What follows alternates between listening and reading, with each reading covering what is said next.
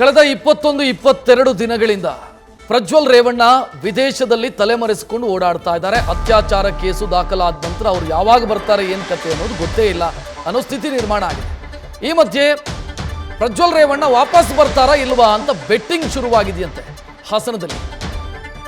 ಪ್ರಜ್ವಲ್ ಬರ್ತಾರಾ ಇಲ್ವಾ ಅನ್ನೋ ವಿಚಾರಕ್ಕೆ ಸಂಬಂಧಿಸಿದಂತೆ ಲಕ್ಷಾಂತರ ರೂಪಾಯಿ ಬೆಟ್ಟಿಂಗ್ ಶುರುವಾಗಿದೆ. ಹಾಸನ ಜಿಲ್ಲೆಯಲ್ಲಿ ಈ ಬಗ್ಗೆ ಬೆಟ್ಟಿಂಗ್ ಶುರುವಾಗಿದೆ.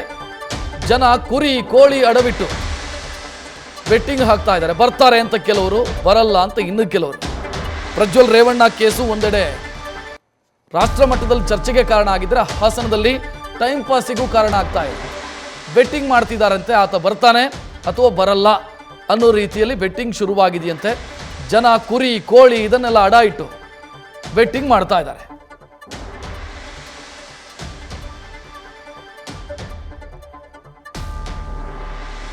ಈ ಬಗ್ಗೆ ಹೆಚ್ಚಿನ ಡೀಟೇಲ್ ನೀಡೋದಕ್ಕೆ ನಮ್ಮ ಪ್ರತಿನಿಧಿ ಸಂದೇಶ್ ಫೋನ್ ಸಂಪರ್ಕದಲ್ಲಿ. ಸಂದೇಶ್, ನಮ್ಮ ಜನರು ಎಷ್ಟು ಕೆಲಸ ಇಲ್ಲದೆ ಖಾಲಿ ಕೂತಿದ್ದಾರೆ ಅಂತ ಗೊತ್ತಾಗುತ್ತೆ. ಇಲ್ಲ ಅಂತಂದ್ರೆ ಈ ವಿಚಾರದಲ್ಲೂ ಬೆಟ್ಟಿಂಗ್ ಮಾಡ್ತಾರೆ ಅಂತಂದ್ರೆ ಏನ್ ಹೇಳ್ಬೇಕು ಇದಕ್ಕೆ?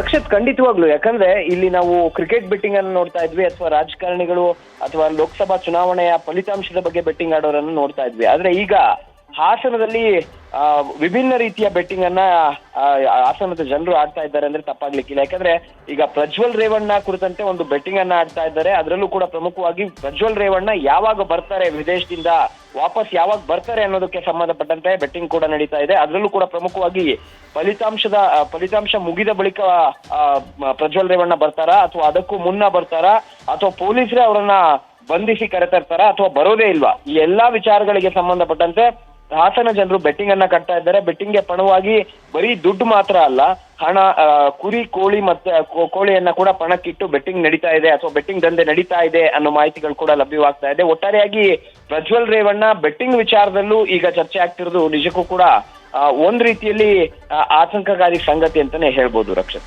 ಥ್ಯಾಂಕ್ ಯು ಸಂದೇಶ್ ಮಾಹಿತಿಗೆ. ನ್ಯೂಸ್ ಫಸ್ಟ್, ನಿರ್ಭೀತಿಯಿಂದ ನಿಮ್ಮ ಪರವಾಗಿ.